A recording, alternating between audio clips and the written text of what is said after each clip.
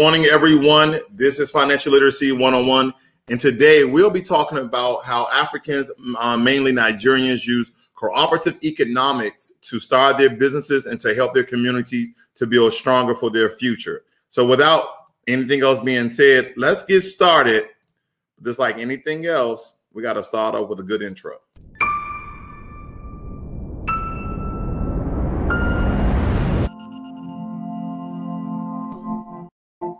All right. This morning we have Sean joining us. Sean, if you would, let us know, your name and where you're from and how you guys go about starting cooperative economics. Okay. My name is Oluwaseun Osunkoya, and I'm a Nigerian by birth. In Nigeria, I practiced law for like 10 years before coming to the US. Oh, you practiced law for 10 years? Yeah. I am a lawyer back in Africa. Okay. Yeah. And I've relocated to the United States for some time right now. And I've been following you I've been at the background, but I've been following for about over a year right now. And I've learned a lot, from you. And when you talked about cooperative economics, and it reminded me of the way we practice cooperative economics back in Africa, with specifically Nigeria. And I decided, to leave a word or two, and let's see how I can educate the viewers on how cooperative economics can help the Black race, by adopting some of the principles we practice back in Africa, So, yeah. I actually like that concept. Now, I've heard of cooperative economics, but never from, Black people here in America or Black people in Africa. I never really heard that they were using it. I knew that the Jewish people were using it. I knew that Asians use it to essentially build up their communities. Because what they do is when they come over here, whether it be Indians or Asians, what they do is they find a new development or they find an old development that's essentially ran down, and they go in and build it up. They live in those neighborhoods. They build up the businesses in their neighborhood, and they all pool together their financial resources in order to build up that community. And 5-10 years later, they have a booming economy right in sort of, Koreatown or Chinatown. And I've always thought, what is this method that they're using? And I found out that it was cooperative economics. Now, what I did not know is stemming back from the 1960s with Julius Nyerer's philosophy of how African descended people, no matter where we are in the globe, need to come and have cooperative economics where we start to share our financial resources, no matter how much it may be, but pooling together money to start a business and then sharing the same resources from a business, starting another business, and so on and so forth. So how are Nigerians using the same method to start and create their businesses in their communities? Okay. You see, the first thing first is we as Black folks all over the world right now, we need to know that we're our greatest resource. Nobody's going to help us but ourselves, Now, in Nigeria, specifically with respect to, I'm a Yoruba by tribe. That's one of the major tribes in Nigeria. I'm a Yoruba by tribe. And we call our group economics, we call it Ajo. It's called Ajo. That means that coming together. Okay. Yeah. It means and I coming know together. That Tanzania's, they use actually Ujama, right? Meaning familyhood and cooperative economics as well. Yeah. And the thing is that so many people are poor in Africa, and they might not have the resources as individuals to achieve certain projects. So this is what people do. They pool their resources together. Like this, the first thing is you look for, this is what they do. They look for people of like minds, people who are interested, you understand? Then people that are trustworthy or people they think they can trust. And they pool their resources together, whereby maybe they set a specific amount. Let's say every month let's say 6 of us are going to pool together $2,000 every month. So one of them would definitely coordinate. And most of this cooperative economics in Africa is informal. That means it's not registered. It's more of word of mouth. In some cases, they might sign a memorandum of understanding depending on their level of education. So there is when you're going into these group economics, there's multiple contracts being signed. Not multiple contracts, just a memorandum of understanding. And usually it's more like an informal contract whereby by shake of hands or by acceptance, it's done, it's sealed, But if in a situation whereby maybe you don't trust people enough to just by word of mouth and both of all of you agreeing, you guys might get a memorandum of understanding, states out what you guys want to do. You understand? What each person will contribute at the end of every month for a duration of time, and everybody signs it. And you can get a notary to notarize it, thereby making it binding on all the parties. Now, with this memorandum of understanding, is that a legal binding document that someone can use if one is in the agreement? Yeah, once it's written and it's notarized, it becomes a legal binding contract. Do you understand? But most of the cooperative economics we have in Africa is just by word of mouth, just like handshake. Yeah, just by word of mouth. Like by word of mouth. People are exchanging money just by word of mouth. Yeah, you'll be surprised. It does happen in Africa. The thing is, I'm not saying it isn't. I'm just so used to operating. I would explain to you. Yeah, I would explain to you how it works. Okay. First and foremost, if 6 of us come together and say, okay, we want to contribute like $2,000 every month for a duration of 6 months. There are 6 of us, $2,000 every month for a duration of 6 months. That means each person brings $2,000. First and foremost, whoever I'm going to do it with, I must be sure that the person has the capacity to do that. That means you must earn something that is more than that I know you'll be able to cover that amount. It's not like I don't know what you do. I must have an understanding, or I must know what you do before I walk up to you. So it is based on trust and your capacity. Now, usually this happens amongst friends, or in some instances, colleagues at work, whereby you guys know what each person earns. You understand? You have an understanding and you can trust each other. Now, there'll be one person who's going to coordinate it. Definitely one person. He's like the group president or coordinator. Exactly. Okay. So when it's like back in Africa, in America, some people are being paid bi-weekly, some people are being paid weekly. Very few people are being paid monthly. You have to be a high earner to earn your monthly. So back in Africa, everybody earns money at the end of the month. So what the person does is, once it's like 5-6 days or to the end of the month, he sends a reminder to everybody, and he goes after everybody to ensure that everybody fulfills their commitment. So this is what they do. They take the money in turns. Now, if 6 people contribute $2,000, that is at the end of the month, that's $12,000. So in turns, they would have agreed on how it is who is going to take first, second, till it gets to the last person. But do you understand? The group of $2,000 was being accumulated after the 6-month period goes to one individual, correct? Exactly. Then the next month, that individual uses those funds to grow their business. Yeah, usually they use it to grow their business. They use it to buy investments like land, property. Okay. You buy land in Africa for like $10,000. I'm just using that as an example. Now, how does and then it circles around the group where everybody is getting a sum of 12,000 over the next 6 months. Exactly. Now, at the end of 6 months,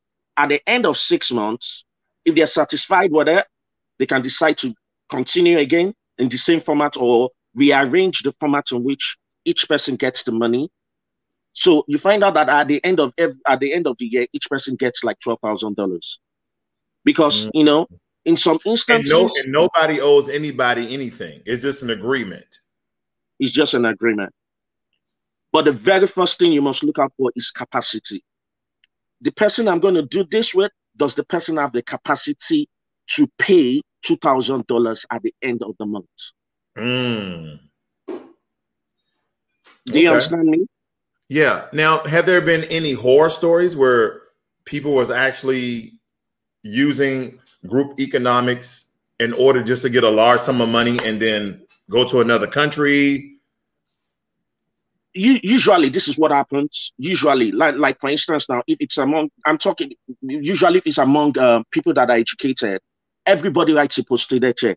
That means it's going to be coordinated. You bring out a post-dated check for 6 months, everybody writes a post-dated check for that duration of time, and it goes to one person. Okay, that makes sense. That makes sense. You understand? So at the end of every month, that post-dated check is paid into the account of whoever's time is to collect the money. So definitely, back in Africa, it's a crime if your check bounces. They're going to come after you. Oh, wow. So that's another way to curtail a situation whereby some people get their money and zap. So let me ask you this then, Sean. Why is it, and this from your own personal perspective? Yeah. And I'm a project here a little bit. Why is it so difficult for foundational Black Americans to do the same thing that Africans, Nigerians, Tanzanians are doing in Africa, to group together their financial economic power in order to start and to sustain their businesses? Why do you believe that's difficult for us?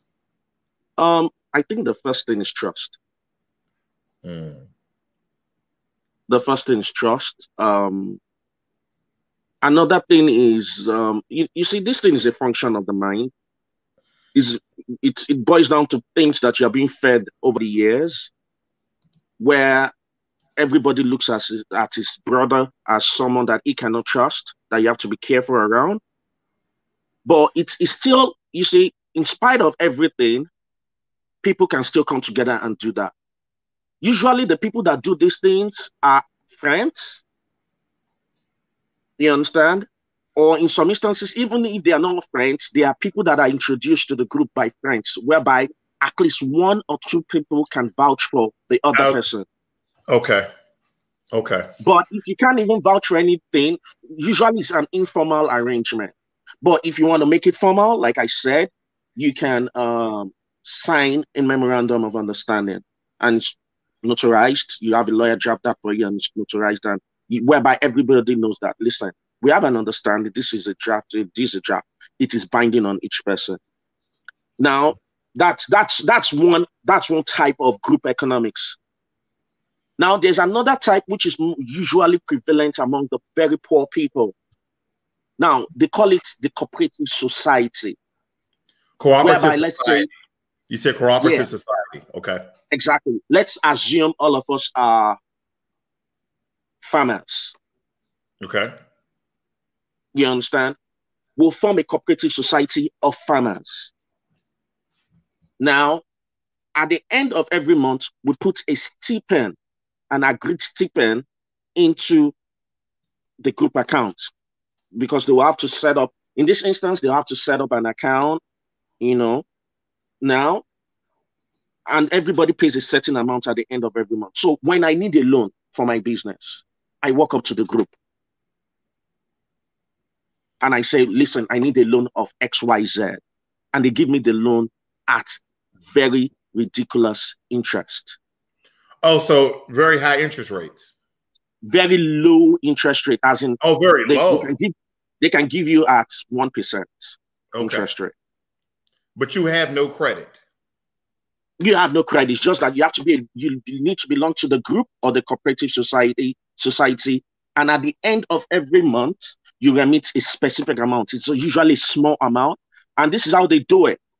Those kind of cooperative societies, they have meetings once every month.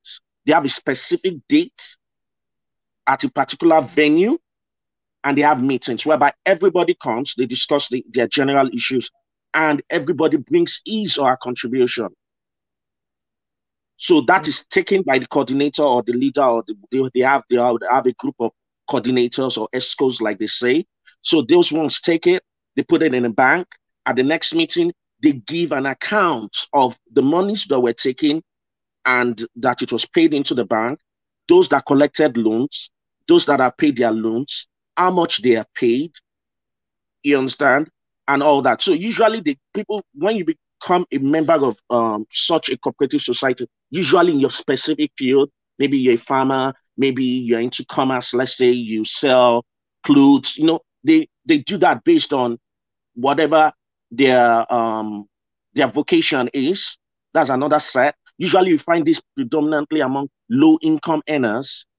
You understand? So that way they use the money to do things for themselves, either reinvest the money in their business or either use that money to, buy property or achieve purposes that they might not be able to save for over a period of time. So what that cooperative society does is that when it gives them the loan, it breaks it down at little amounts for them to give it back. So they can collect a loan and they'll pay it back within that cooperative society, maybe in a year, and it's done. Now, in a case whereby they default, they go after them, like, what about the money? But usually when those kind of cooperative society, when you collect money from them, they monitor what you do with that money. It's not like they just give you the money for the sake of it. They monitor what is being done with that money. So in that instance, people take that money and reinvest it into their business to grow their business. You understand? Now, or in some instances. Now, during the forming of the cooperative society, because it's dealing with people who are low earners, is there a lawyer present to make sure that these proceedings, or someone that's dealing with the legal binding of these contract or the contract? Yeah, it's usually it's what like in Nigeria they fall under incorporated trustees. You understand? You set it up, it's registered under the law, it's recognized under the law.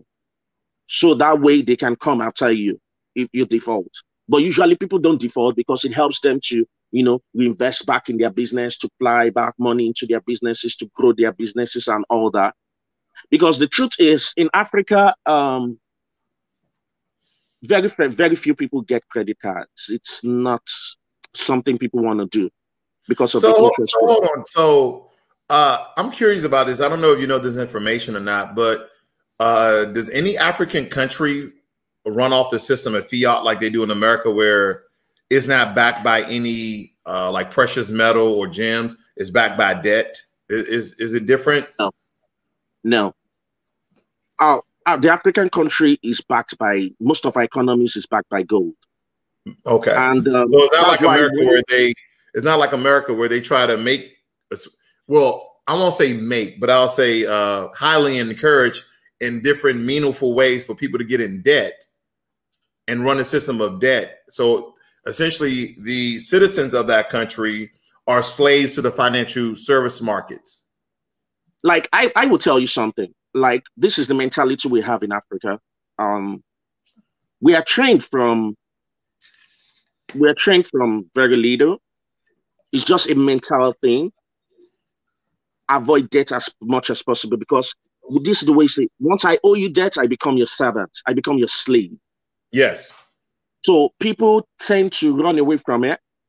So if we want to buy a car, you find people deny themselves so many things for months, years, just to buy a car. So delayed gratification.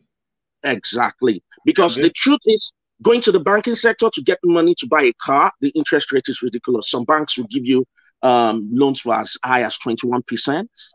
21%. So people would rather just save up and just get their stuff. I always I always try to come up with a solution, or a question rather, in some cases, why Black Americans don't think like this as well. Like, let's delay my gratification of getting this car versus saving up for a year. I've been riding the bus, I've been doing Uber or taxis for this amount of years, but now I'm going to accumulate massive amounts of debt rather than save up my money and not be, essentially 21%. And some of us, I'm gonna tell you personally, when it comes to any type of loan, car loan or house loan, anything above 5% is way too much for me. That's just my Okay. philosophy, you know. Yeah. Then another thing is, it also happens in Africa. It has happened to all of us. At one time or the other, when you have money in your pocket, you just feel like splurging, just spending. You understand? Then when you now get into trouble, you now see the essence of having to save. It can be difficult at times, but it takes a lot of, mental discipline over time. And, the fact that you're able to keep money and you begin to see the money grow and begin to, plan on the money, it helps you. It becomes easier with time. It's difficult at first, but when you can discipline yourself, it becomes easier with time. So there's no economy you don't find people that hold debts.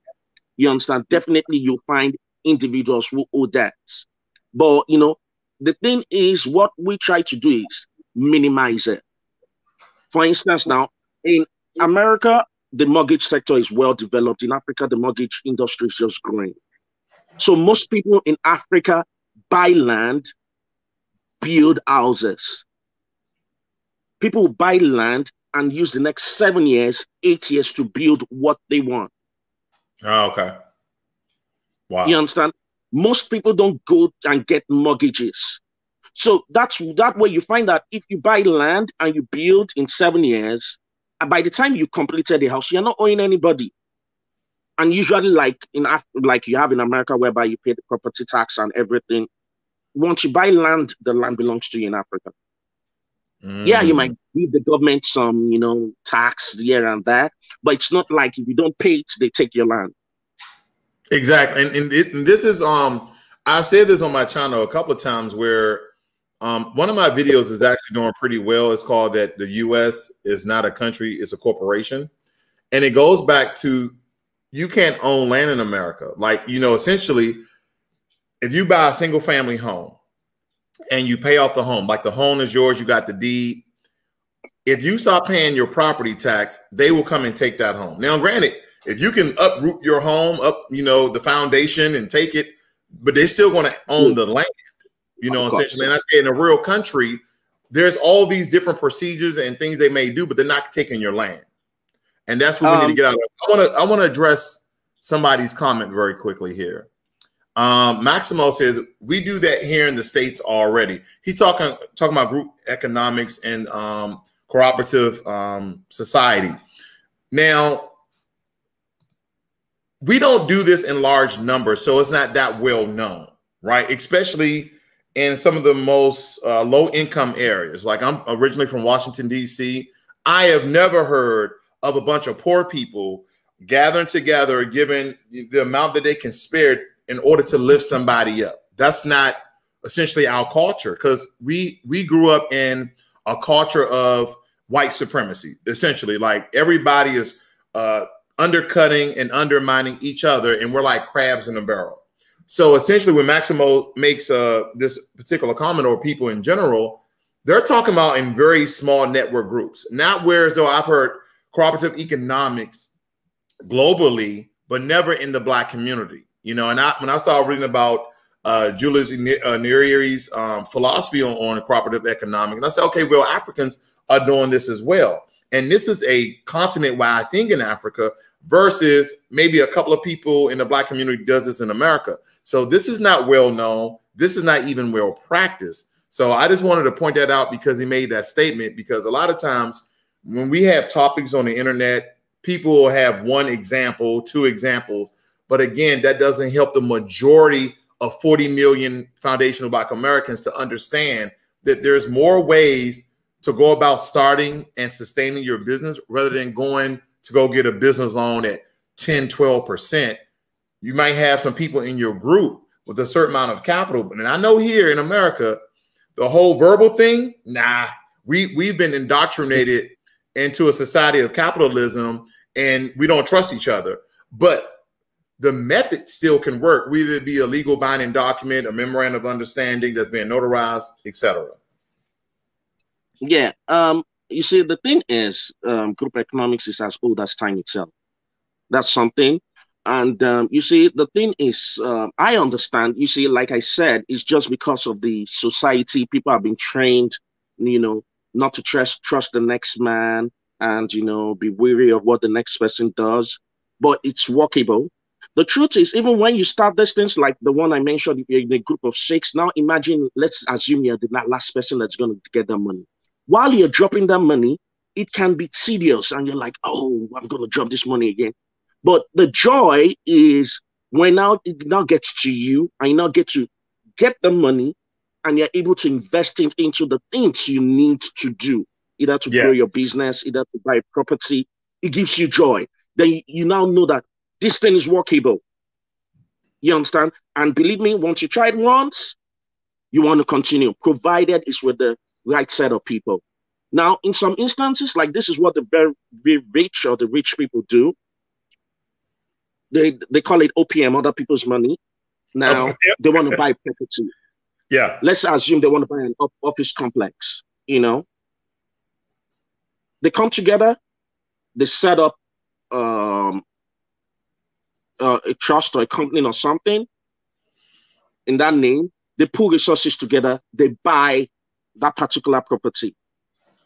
Now, once they buy that particular property and they rent out that particular property, the proceeds is shared amongst every member of the group equally. A lot of rich people do that.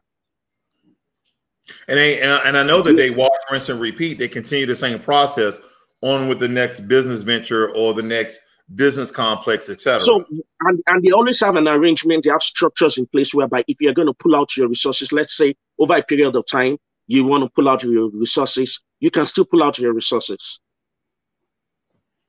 Of course, you give adequate notice and all that. There are certain requirements that are put in place, whereby they put money together, they do things, whatever proceeds comes out from that is shared amongst them. And if you want to pull out, you have an opportunity to pull out.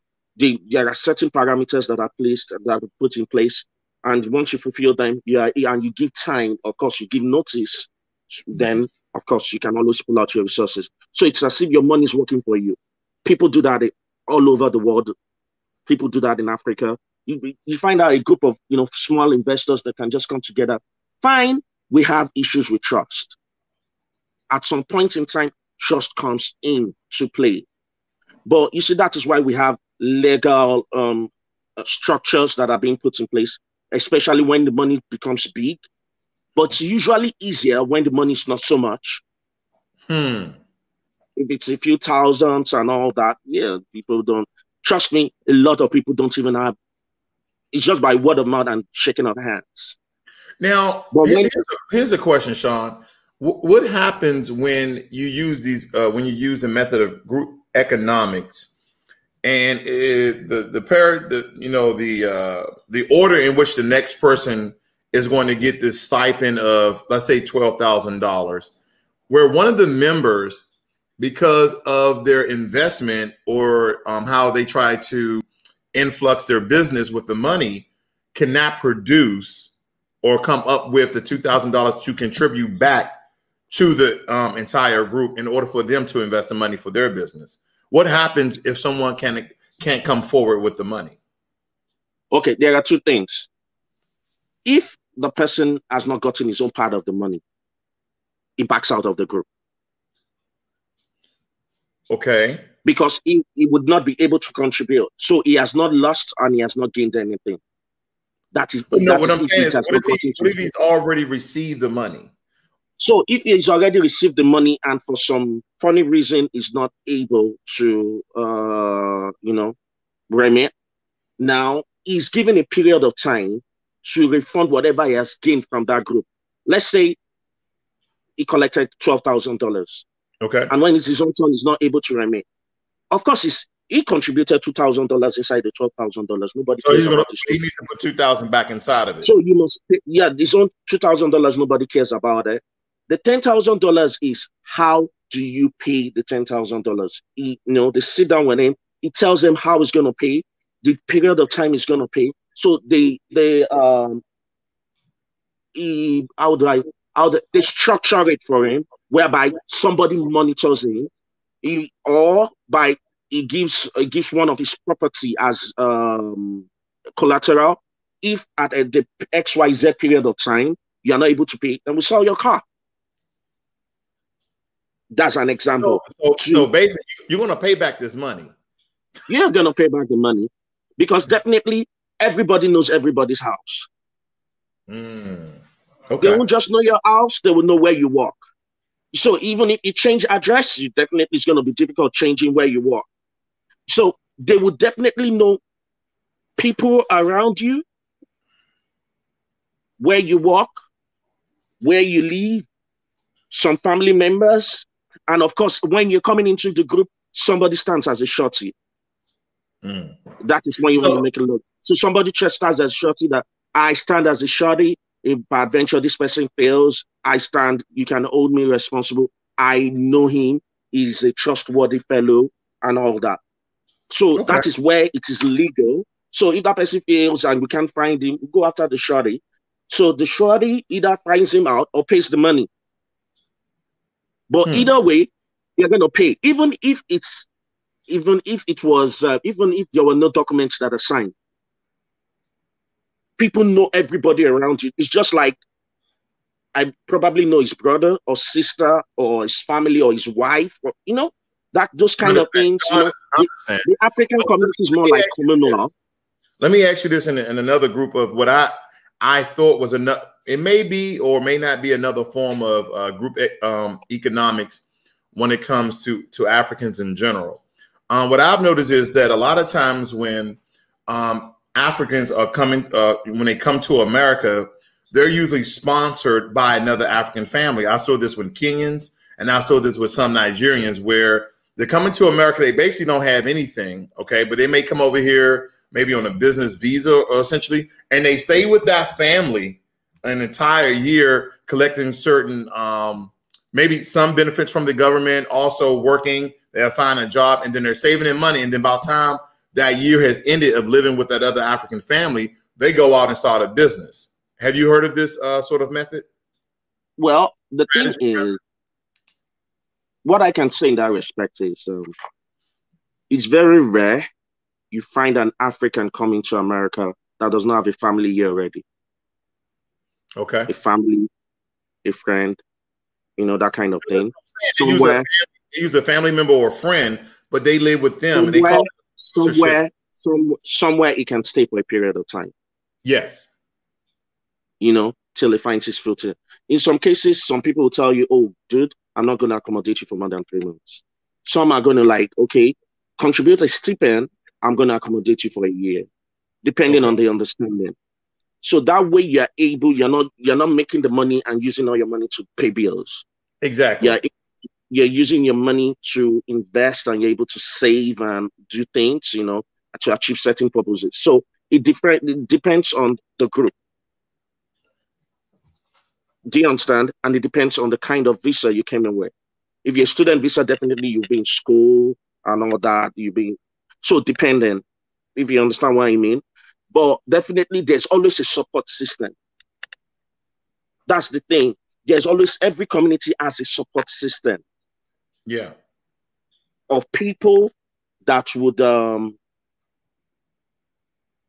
give you a lift in. It could be friends, it could be family, depending. There's always some form of support system that comes in. You understand? It's not that you take out the money and start spending it immediately. It's unwise, if you understand what I mean. So that way people are able to save. And you see, the beauty about the American economy or America as a whole is that, in Africa, there are people who want to work, but the opportunities or the jobs are not there. You see, in America, if you find out you're not working, it's because you don't want to work. I do not have anything with and I do not have anything. There's nothing wrong with the social security benefits or the structure the government has set in place. But you see, the thing is, in Africa, you do not have anything like that. Nobody cares about you. Nobody cares if you go hungry. Nobody cares about a list of all the government, if so to say. So the thing is that when those systems are available, some of our brothers, I'm not saying all, there are some genuine cases. Some of our brothers tend to abuse it, most especially within the Black community. I'm not, with all due respect, I'm not undermining anybody.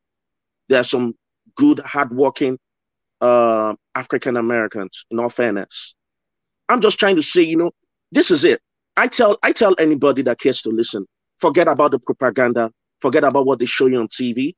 When they show you places in Africa, they show you the terrible parts. Go to Africa and see Africa yourself, and you'll be amazed. I'm telling you, the richest Black person is an African. The guy is not based in America. The second richest Black person is an African. These two people are Nigerians. The third richest Black person is an American. Now, the difference between the second richest Black person and the third richest Black person in terms of dollars is over $4 billion. Now, if someone is making money in Naira and is richer than the richest Black person in America, what's the secret? First and foremost, the tax in Africa, and that's something a lot of Africans, I tell African Americans, listen, with less than $5,000, you live very comfortably in Africa. With your family. If you're making less than, so let me ask you this: where you're what particular town are you from, or city you're from in Africa? I mean, in Nigeria. Lagos. Lagos, okay. Yeah. And so, it's like, according to the American dollar, how much would someone essentially have coming in a month to live like very well? Okay, let me put it this way. In a year, if you have, in a year, let's say a man, his wife, and probably 2 kids, if you have about $7,000-8,000, you're good for 1 year. $7,000-8,000, all bills included. And babe, pack all the bills bags. Included. Pack the bags. We're going to Nigeria. No, really? Too early? You're not staying in the highbrow. You're staying in a comfortable environment. Mm-hmm. You're good. Well, and that's something a lot of. How much for the high ground? You know, the give me a real number. People, let's say rent there should be, rent alone are in such places in a year might be going to about $5,000, $4,000 a year. But how much for, like, this is another thing. Total living costs. Like, just give me a yearly amount that I need to live very well. That's why I said with less than $10,000 in it. And Nigeria is, let's say, in Africa, is one of the most expensive countries in Africa. With like $10,000 yourself, your wife, and 2 kids, you're good. You live comfortably. You're telling me $10,000 for the entire year, or $10,000 a month? For the entire year, you're good. Okay, and that's something. It blew my mind. That's something. Listen, that's something they would never tell a lot of African Americans. A lot of African Americans think that Africa is a jungle. It's not. Oh no, we know that. We know that. Believe it or not, that's their type. I still encourage people. Why not just, you know, you don't have to go there to live there. Just visit.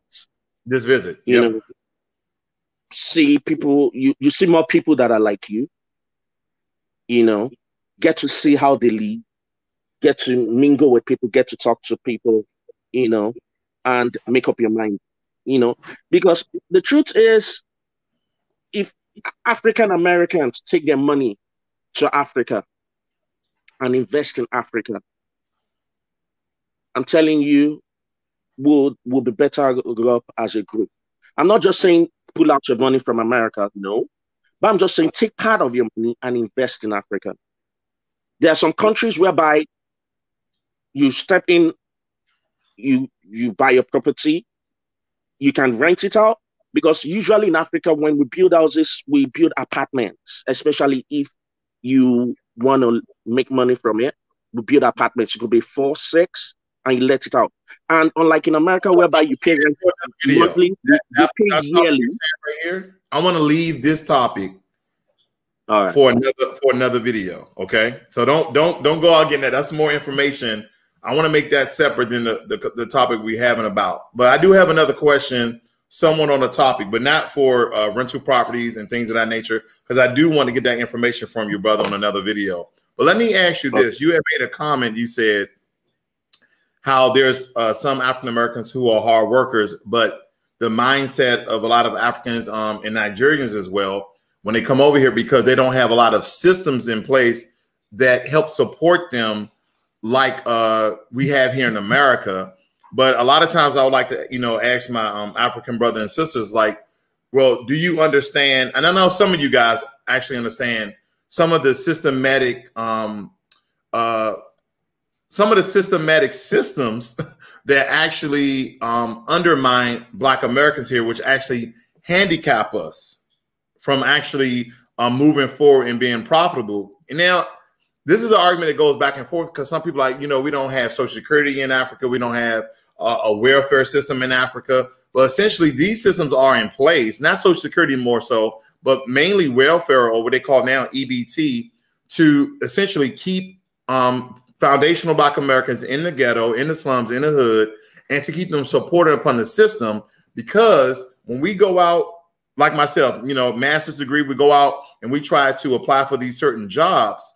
The discrimination is not right in your face, but they'll tell you, oh, we're looking another way, or we already filled the position. And sometimes I even find out that position is still open. You give a call, yeah, that position is being filled. You call back 2 weeks later, oh, that position is still open. So there's a lot of systematic discrimination and racism that essentially we could be well overqualified for a position, and they'll tell us that we're not qualified, or we're looking for another candidate, or we already filled the position. So coming from Africa, you guys talk about the opportunities are not there. So in compare and contrast, the question that I have is, Africans can come over here and be profitable by creating businesses using essentially cooperative economics, but why don't they create opportunities in Africa? Like, okay, yeah, can you hold that to give me a second, please? Sure, 1 second. Yeah. So, ladies and gentlemen, who's tuned in right now, I'm talking to Sean. He's a Nigerian lawyer. I'm here in America, and we're talking about group. We're talking about group economics, also known as cooperative economics, as well as cooperative society, where Africans in many countries in Africa, where they gather together their resources, their financial resources, in order to start and or sustain or boost a business. And the analogy we were using were $2,000 per person each month. Go ahead, Sean. Yeah, this is it. Now, let me give you this ready. It's either last year or 2 years ago, at the end of the fiscal financial year, Africans in Europe and in America sent to Africa over $25 billion. Now, we in Africa, we believe that you build wealth at home. No matter where you go, you must say it again. You build wealth at home. Okay. You build wealth at home. So no matter where we find ourselves over the world, all over the world, we still kind of invest more in properties in Africa, because we understand that whoever owns land controls everything. Do you understand what I'm trying to say? I do. I totally understand. So the thing is, this is what we do. We come in here, we integrate, we pay our taxes within the system, people work. Then at the end of every month, a certain amount is set aside to invest back home, to also build Africa, so to say. You understand? Because usually you now find out that we rely on that, because definitely the how would I use the word? I'm being careful with the choice of word. The tax system down there is not as cutthroat as what you have in America. Okay. So it's a little more flexible. So you find out that the currency down here, by the time you change it to any of the African currencies, usually becomes more. Definitely. So people now, do that, take advantage of that, go back home. Maybe they might have a property from time to time. They would have saved money over a year. Then when they go home, they monitor the building of their properties. So just like I said, when we come down here and you find out that, okay, structures are in place for the people, until you experience another society, you don't know what you have. Let's just say that's what's happening to a lot of foundational Black Americans. They are so used to the system, they've not experienced anything else. So they don't see the opportunities that exist in front of them. I'm not saying they are dumb, they're intelligent people. It's just that because nobody has been able to, school them and make them see that you have gold in front of you. Take advantage of it. So Sean, look at this question right here on your screen. Brother, I appreciate your insight on Nigeria, but wow, so many coming to America if you can live so comfortably in Africa. Now, this is it. I'm not saying everybody lives comfortably in Africa. That's the first thing first. Of course, yeah. Without train my country under the bus, I'm proud of the country. But when you have so many, when the corruption does not allow the system to work, people are frustrated. When you have professionals and they don't feel that they are being paid what they are worth, people would look for opportunities all over the world. You find a lot of Nigerians come into America, study within the system and try to make something of themselves. So I'm not saying people are living comfortably. It's just saying that, you see, the structure is such that, it does not allow certain people, if you do not exist within a particular social economic class, to move beyond a certain level. So what people do, especially if they are professionals, they look for opportunities outside the system. Now, when they get the opportunities outside the system, they take the money or some of the wealth they've gathered from the system after paying their tax and everything and go back to reinvest. Do you understand what I'm trying to say? No, I understand that very clearly. I tell a lot of African Americans, forget what they say about Africa, go to Africa, see the opportunity. You might think I tell people, no matter what you think you earn in America is so small, if you are able to set aside something, trust me, when you get to Africa, you'll use that money to achieve something.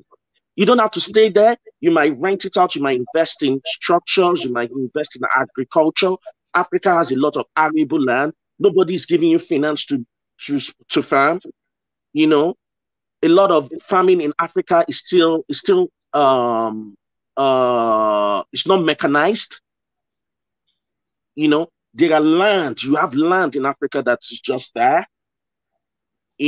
So people come, try to, make something of themselves or try to gather some money and go back to Africa. So that's why you find people now stay in America for a few years, live within the system, integrate, and after some time they go back to Africa and just go to reinvest their money. You even find a lot of African Americans, a lot of rappers now going to places like Ghana to buy properties, going to places like Nigeria to buy properties. You understand? Because they've seen that Africa still has a lot of potentials. There's so much potential. What I was going to say, brother, was, essentially, I'm not against what, a lot of Africans do when they come over here, because the way I look at it is, when you not even going back to slavery, Europeans and Americans has been essentially profiting off of Africa's downfall with the colonization of Africa, of each African country. They've been capitalizing off it. So when Africans go to Europe, when they go to America, and they use their resources against them and send that money back home, I found out a lot of this information just by riding Uber, traveling and riding Uber. A lot of Uber drivers are African. And I say, well, they say, yeah, I use my Uber business to send money back home for my other business. I'm like, so what do you do? Oh, one guy said he owned a IT business. I said, you own an IT business? He said, yeah, we're doing pretty good. Why? He's driving an Uber. And for a moment, I didn't, I had to take me a moment to really digest what he was saying. And I understood that, again, that the currency here in America is worth a lot more in Africa when you do the currency exchange or whatever. And a lot of them come over here and capitalize in any sort of job. It can be a job that we believe like, nah, man, I got a master's degree. I'm not doing that job. They'll come over here and do that job and fueling their businesses, buying property back in Africa. So I'm not opposed to that, actually, because, again, I think a lot of times, Black Americans, we need to understand what occurred in Africa, even after slavery, the colonization of the whole entire continent. So, I'm always like this. And again, me and my fiance, we're planning to go to Africa here late this year or next year sometime. And we want to definitely visit a couple of countries. One of them in general, of course, Ghana. We want to also visit East Africa as well, because we know that there's a lot of opportunities. I tell people, why not just go to Africa and just go to see? It doesn't take anything away from it. It doesn't kill you to just see. And while you're there, try to understand and see what opportunities lie in front of you. The problem is that, man, in this system of white supremacy that Black Americans live in, we are actually influenced. We are manipulated through mass media and other sources via social media. Now, a lot of us, and I will hope to believe, I'm speaking for a large population of us. Now, a lot of us, we don't believe that Africans are still running around with, leaves around their butts. We don't believe that. Just looking at certain countries and pictures, a lot of those cities that are, in different African countries look like New York. They're well built up. They have driving economies. I know that Nigeria has the largest GDP of Africa, one of the, richest nations in Africa. Then there's other countries that are doing very well, like Ghana, Kenya, Tanzania, Rwanda. Rwanda is even doing well. So there's a lot of African countries that are doing well. But like you said, because we are handicapped, we are crippled mentally, not to go visit even Africa. I'll talk to some people, say, hey, man, what's some of the places you want to actually visit? They will tell me Rome and Greece. I'm like, you would rather go visit a white country versus a country where everybody looks like you. The thing is this, first and foremost, you see, whether you're an African American, whether you're Caribbean, whether you're an African, as long as you have this melanated skin, we're brothers. Do you understand? We're brothers. We're not different from one another. We come from the same source. You know where the divide comes, though? When we saw speaking about the disconnect, it has to deal with a lot of Africans and Caribbean people who come over here and speak out against foundational Black Americans. And the narrative and the propaganda that they use is that, all of us, I know they don't mean all of us, but they mean a large portion of us are lazy, that we're stupid. And I'm just like, no one reverts back to the history. And I'm not, trying to legitimize us being lazy, because I know we're not lazy. But essentially, they don't understand how we're handicapped in this country and that we're crippled.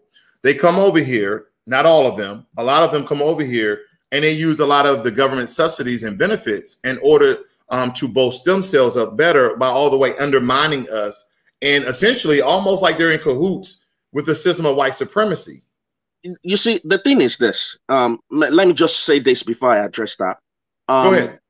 What I talked about Africa taking back money to invest back in their economies are also done by other groups. The Asians, the Chinese, the Indians, they all do it. All of them do it, yes. So I need people to understand that. Now, secondly, with respect to what you said, it's all based on propaganda. Before all of us came to America, there's a certain perception that has been played by the media about African Americans, either through movies or through, well, what the only most of the international news channels we get in Africa is either CNN, BBC. Those are the major ones. So when a white dude does certain things, is played down. But when a black guy does it, it's all over the news, it's everywhere.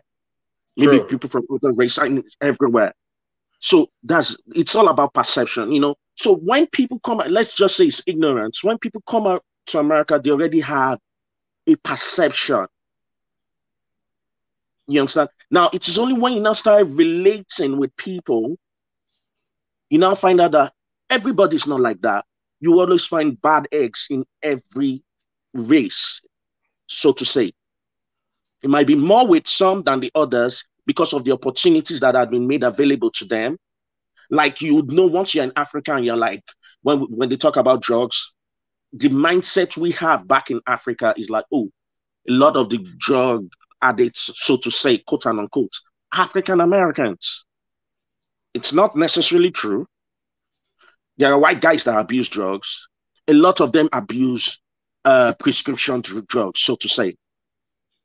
Do you understand? But that's the perception of drug lords. They make it seem like it's African Americans. It's all about the media and perception. So the thing is, people need to actually mix people one-on-one and understand people. Sean, Earth to Sean, give me 1 second. When we talked, you had talked about drugs, right? So a lot of it has to do with the reason why, Foundation of Black Americans really don't speak on Africans too much. And there are some of us that speak on Africans, and we don't even know enough about Africa to speak on any country or any tribe or any place in Africa. So, I debunk all of that. But when it comes to, let's just take, for example, drugs.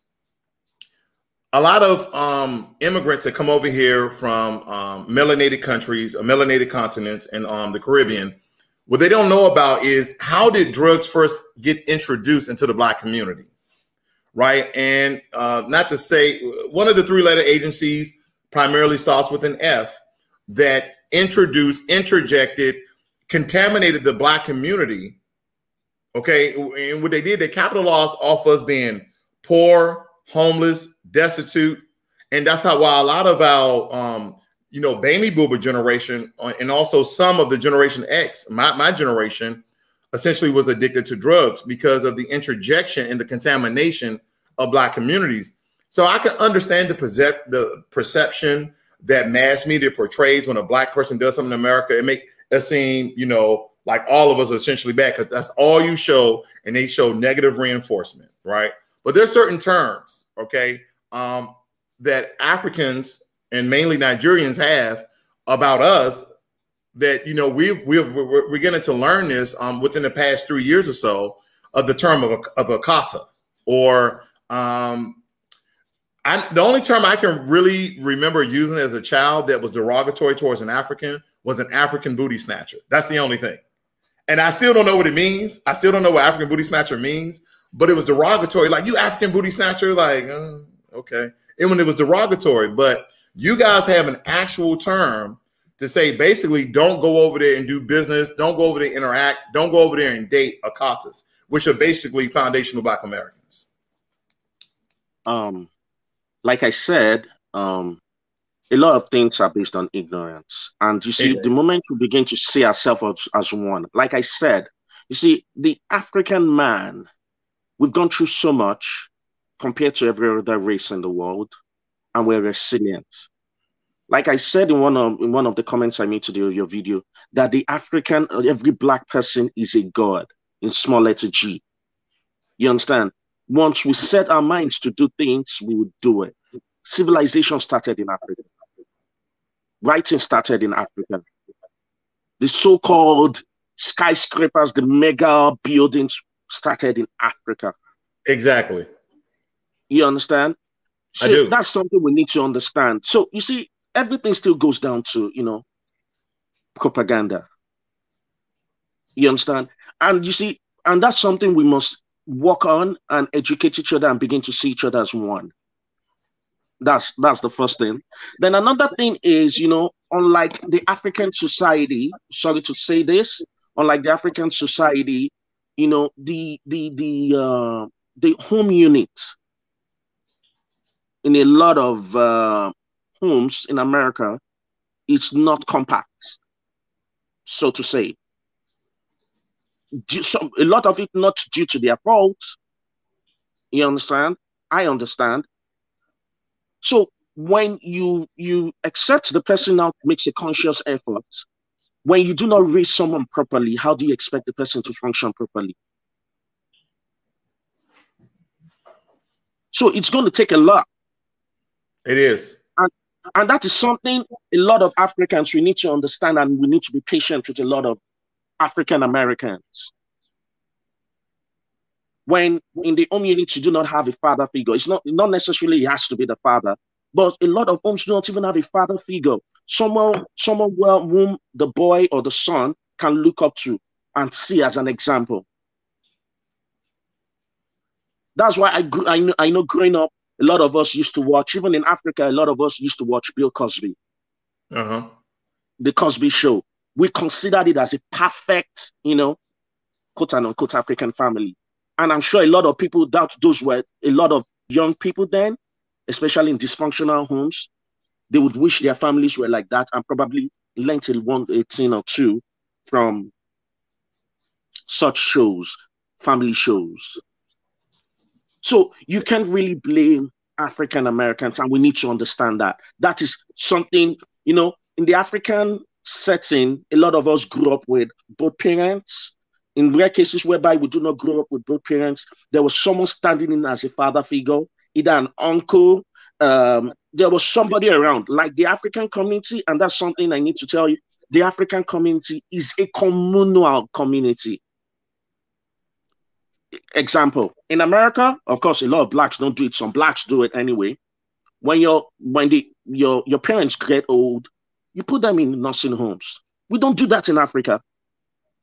When our parents get old, we either take them in, maybe we build something, or in a particular part of the house or something, we put them in where we can easily monitor them. If we can't do that in person, we get people like extended family that is still young, that you pay a certain amount every month to go live with your aged parents. So that way, once you talk to them, those ones are monitoring them for you and giving you feedbacks. Well, a lot of Black Americans, we don't put our mothers and fathers in nursing homes because we can't afford that. It's not about affordability for us. We see it as a responsibility. We see it as something that we should do. We are happy to do it. So if you can't even have them where you live, wherever they are, you have someone living with them, someone you can trust, living with them, taking care of them, and you pay that certain person a certain amount, maybe that kind of person at the end of the day. What you do is like, how do you pay the person? It doesn't have to be financial rewards directly. You do that from time to time.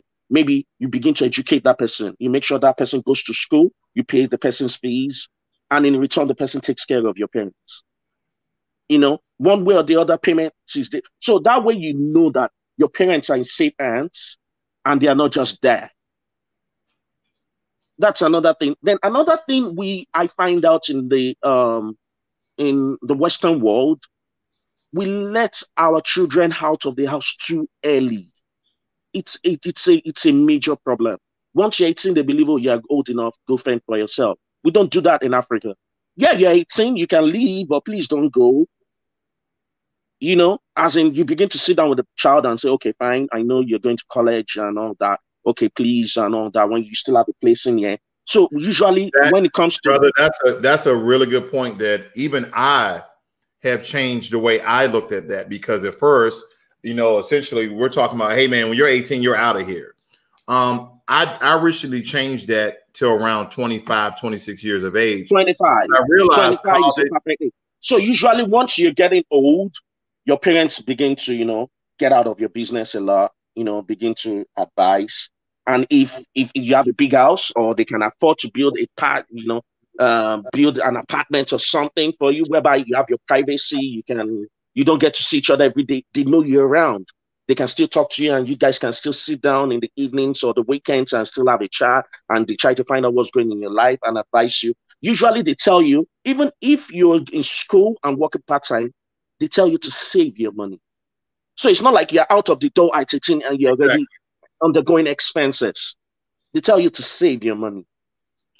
You know, this is okay. So this is something I've said. This is something I've said to a lot of black people for a very long time. There's a little white man in all of us, because this is the country we grew up in. So some of our ideologies, some of our philosophies of a white European Western nature, and that essentially the way Africans go about certain things, it's kind of similar to Asians, because that's where Asians got it from. Asians got it from Africa. They got a lot of their culture from Africans.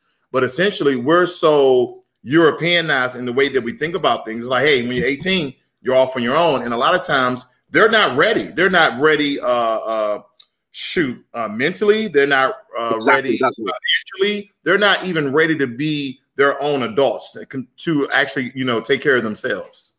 So they make a lot of mistakes and all that and get into a lot of trouble because, of course, you're 18. You get out of the house. You see the world. Oh, I'm free. You do a lot. You think you can do a lot of things. And not knowing that freedom comes with responsibilities. Now, let me give you a typical example. I used to work for an Indian and help him manage his property. Believe me, there are Indians that are multimillionaires, but they still live as a group. Rather, they make the money, we invest the money into their business, make sure they grow their business to a certain extent before they get out of the den, so to say. You see, these are things we need to learn as Africans. A lot of African Americans are so quick to push their kids out of the door. And it affects, everything, everything boils down to everything we're saying. When you kick someone out of the door, no savings, nothing and all that, where does the person start from? The person start building debts. You understand? We need to teach ourselves how to save money. There's something I'm trying to do with my son right now. When I was young, nobody told me about money. Believe me, I grew old, made a lot of mistakes, and began to learn. So right now, my son is 8. I try to teach him about money, try to start discussing things about money with him. It might be small, like I give him a certain amount and I tell him to save it. And I want to know what have you kept, okay, how much do you have so far and all that? Because believe me, I made a lot of financial mistakes before I, retraced my steps. Believe me, I don't want that for my son. So you see, these are things the African community, we need to teach our kids. Like, yeah, you talk about generational wealth and everything. We also have things like that in Africa. But, Americans leave money for their kids. We don't. In Africa, we leave more of properties. We don't really pass money down. Might not be so much. But trust me, by the time the properties that might be willed down to people, by the time they value it, might be in millions of dollars. So usually, like we said earlier, maybe apartment complexes whereby they get rent. Africa, I can talk of Nigeria. We don't get rent. We don't collect rent on a monthly basis. We collect it on a yearly basis. So when the rent comes, it comes in bulk, and you can actually use it to invest and do other things. So if you get an apartment in a place like, first and foremost, before you get an apartment, trust me, you have been saving for months and years before you can even afford to get an apartment, because you're paying for the year. Now, once you pay for the year, the moment you pay for the year, you're already setting aside money again, so that at the end of 12 months, you already have enough money to pay for another 1 year. So whoever has property over there, once you're collecting the money in bulk in year, you put it together, you can use it to achieve other purposes. That's the beauty about, investing in Africa. I didn't know that, man. That's a lot. That's pretty deep when I'm thinking about paying rent yearly. In America, that's like 15, 20 grand. People ain't coming up with that type of money. No, you pay what you pay on a monthly basis are things like bills, the water, light, and all that. But the rent itself is paid yearly. But when you're talking about the water bill and all that, the light, it's monthly basis.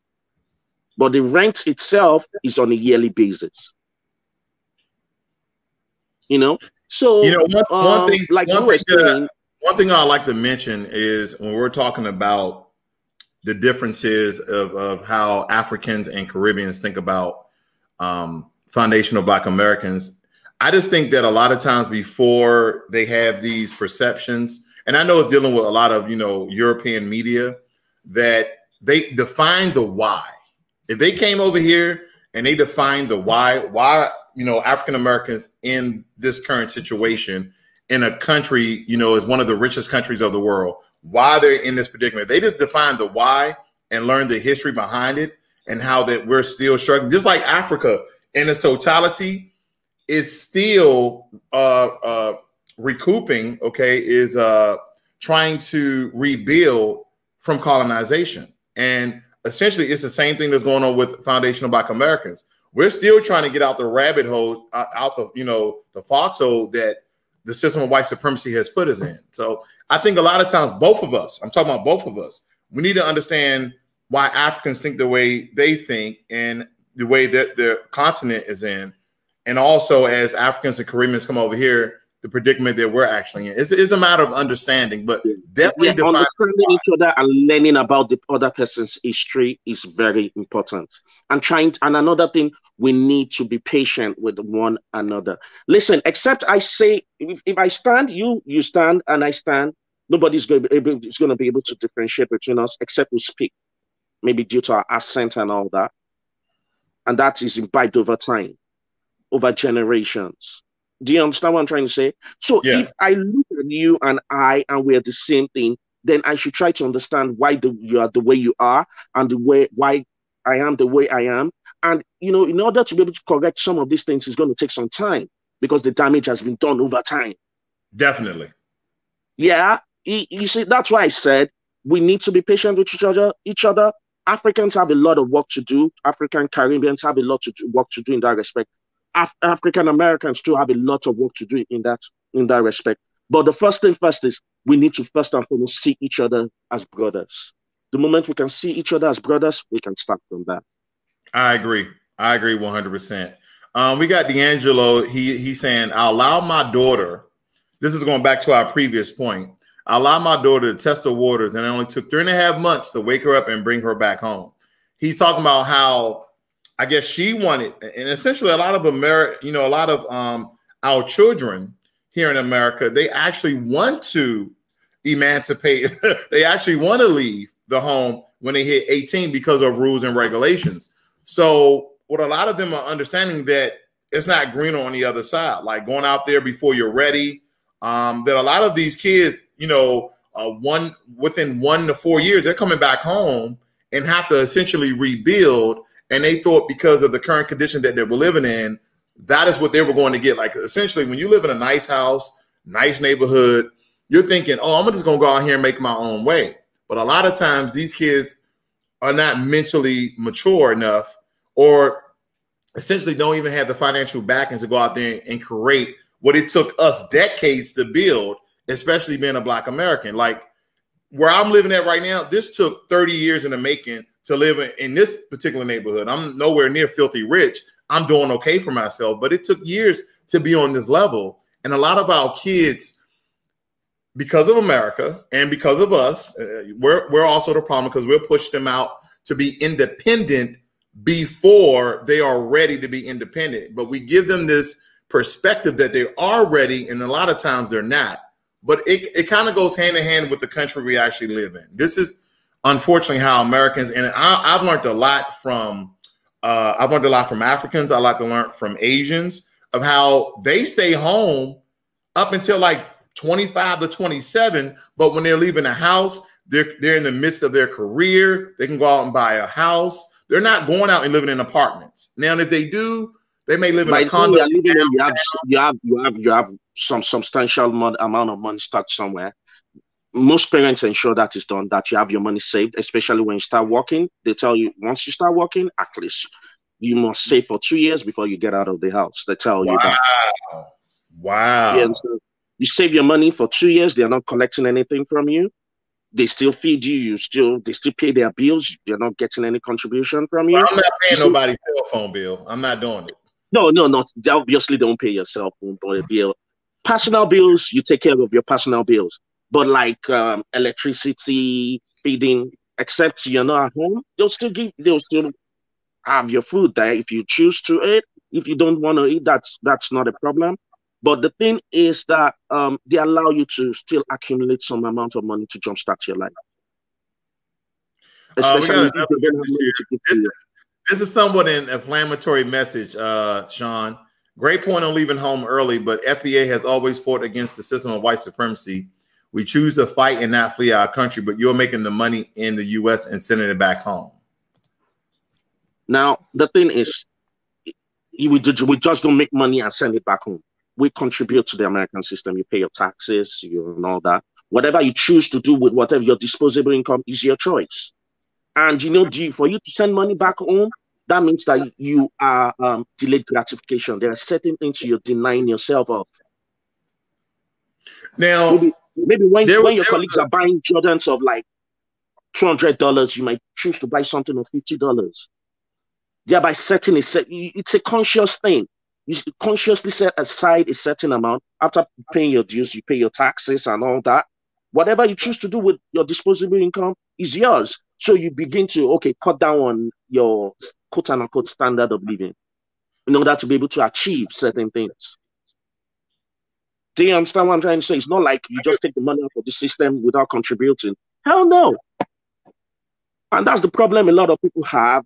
Listen, I'm sorry. I've listened to, I think there was one of these days, one of your videos, I'm sorry to digress, and you were talking about, deciding this year to cook more at home and eat less outside and all that. If a lot of Americans know how much they use in buying food in a month, trust me, they'll stop buying food outside. A lot of people, see, when people begin to make it an habit that, listen, dinner must be homemade, it's a conscious decision. Even if you don't, maybe breakfast, you get something like, but let's say an average adult, quote unquote, who is busy, will probably eat twice a day, quote unquote. Do you understand what I'm trying to say? I do. But it takes a conscious effort. We're making, every dinner we have is going to be homemade. Of course, there will be days, you guys go out once a while. But you're saying majority. I get you. A lot of Americans don't even cook. A lot of Americans buy food. How do you save when you're buying food? That alone, if you know what that alone consumes in your budget in a month, that money, if you set it aside and put it together in a year, you'll be amazed at the amount of money that you use in buying food, dinner. An average American family buys dinner. I don't have anything against that, but I'm just trying to tell you, these are simple ways of saving money. You don't have to go and buy Jordans of $200. Yeah, once a while you splurge and, treat yourself when you work hard. Yeah. You understand? But the thing is, an average African American, wants to look good. It's not all about, you should look good. It's not all about appearing rich. It's about being actually rich. I might wear clothes that are worth like $1,000, $2,000, and I don't have that kind of money in my account. And that's something people learn from the so-called rich. Based upon Mitch's statement here, do you feel like you fled your country? No, it was a conscious decision. Mm-hmm. Let me pop it back up. So this is what he wrote.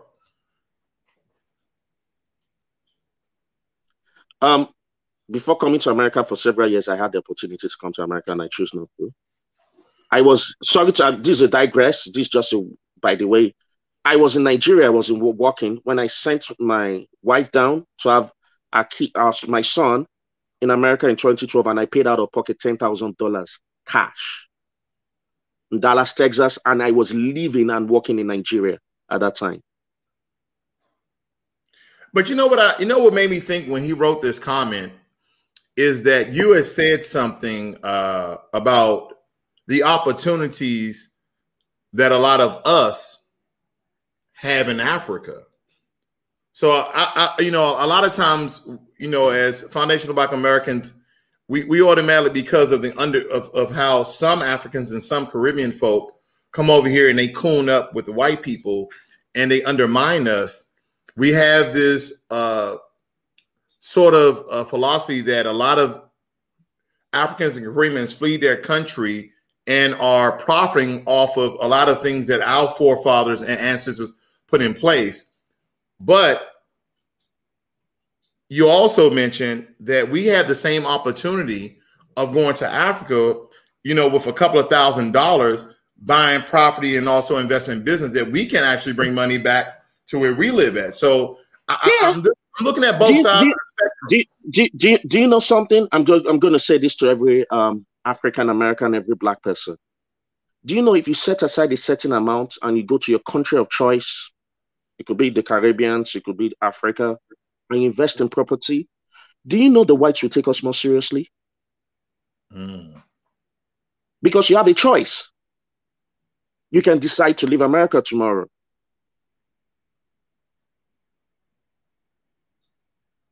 The only reason this economy is working is because of the Blacks. The little jobs, that is what makes the system go round. Definitely. All I'm just saying is that every Black person, no matter where you come from, should create an opportunity or a choice for yourself. There's nothing wrong in going to any country of your choice. Invest there.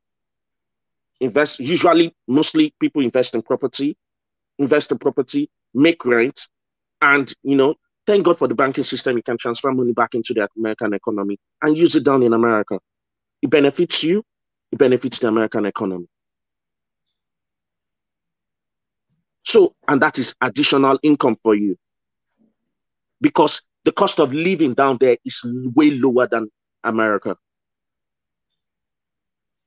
So you can still make additional income somewhere else and bring it into the system, and it still benefits you within the system.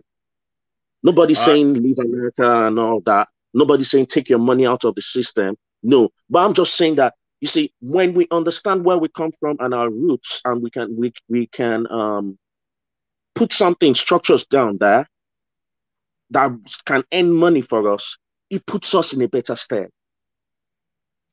Then we're able to compete with our white counterparts. Do you understand what I'm trying to say? I do. I totally understand what you're saying. Well, listen, Sean, they make it seem like Africans are fraudsters. There are good Africans. Not all Africans are fraudsters. A lot of Africans are hardworking. The most important thing is relate with the right set of people that will give you good advice. When you get into any country, look for especially if you have invested in property or something or in business, look for a reputable, don't go through just anybody. Look for a reputable law firm that you can do business with, that will represent your interest in that country. Tell them what you want. They will link you up with the right set of people. Look for the property you want. They'll tell you what to do, what the law requires, what the law of that country entails. If it's going to allow you to do certain things, maybe to pair up with somebody or to incorporate a company to buy property, they will tell you what you need to do to get yourself properties. Do not get properties that you can lock up, and if you don't go back there in 1 year, it's locked. No, get something that you can let out to people, and people pay a certain amount. Of course, that will involve opening an account in that country whereby they remit such funds into. You can get that law firm to check that for you. And at the end of every this thing, you do your bank transfer. It's all internet. You do your bank transfer down to your account in America and use it to solve out your particular financial problems. Quick question before I let you go, Sean. One of the questions we hear about dual citizenship. Do you know, do they have dual citizenship for Americans in Nigeria? Yes, you can become Section 24 of the Nigerian Constitution allows for dual citizenship for a Nigerian citizen. So, like, my son is an American citizen and is a Nigerian citizen. Okay, was he born in Nigeria? He was born in Dallas, Texas. Oh, okay. Okay. So he has an American passport and he has a Nigerian passport. So either way, wherever he's going, he just prints out the passport. And do you understand what I'm trying to say? I didn't want to ask you about other African countries because you can become a citizen of a country by naturalization. Yes, you can. Some countries, I can tell you, Nigeria allows for dual citizenship. Find out the country that you tend to go, find out what their law says. But I can tell you that a lot of African countries will offer you dual citizenship. Ghana would allow you to do that because Ghana are encouraging Americans to come down to Ghana to invest. They're even encouraging them, making things easier for them to acquire properties, to invest in business. You see, most of the apartments in Africa are more like it's a building, but that's 4 apartments in it. So usually you can reserve one for yourself and let out the other 3. And we do that something similar to here too. Yeah. Yeah. So you can still make money off a property. And whenever you're around in that country, you open your door and you can still step in. So at the long run, it benefits both economies. That's what I'm trying to say. People shouldn't say like you're taking your money out. Even when you take it out, you're not just taking it out you're taking it out to invest. Then when you invest and it starts earning you money, you can bring the money back into the American system. The government is going to earn tax. You're going to spend the money in the American economy to better your lot. That's going to be an additional source of income. So you wouldn't have to spend as much as if you wanted to invest in the same kind of thing in America. All I'm just saying is it allows the black man, the black race to have options. Let us create options for ourselves that makes us compete effectively financially with our counterparts, and thereby also leaving residual income or wealth, so to say, for our kids or our generation of people we choose to give money to when we pass on. Well, Sean, Mitch said thank you for the information on citizenship. And that's my time for today. Sean, I do want you to stay on as I'm ending the broadcast. Ladies and gentlemen, I just want to thank Sean for his information, his insight, and also his perspective on cooperative economics and a lot of other topics we covered. I definitely will have Sean on again to talk about how to buy and go about buying property in Africa and different African countries. Most likely, I know he will know more information about Nigeria, so we're going to specialize it for Nigeria. That's all I have for today. Ladies and gentlemen, this is Financial Literacy 101. Sean, you have anything before we leave you out here? I'm good. Just peace and love to all African brothers. Okay. Learn money and be inspired. You guys have a great day.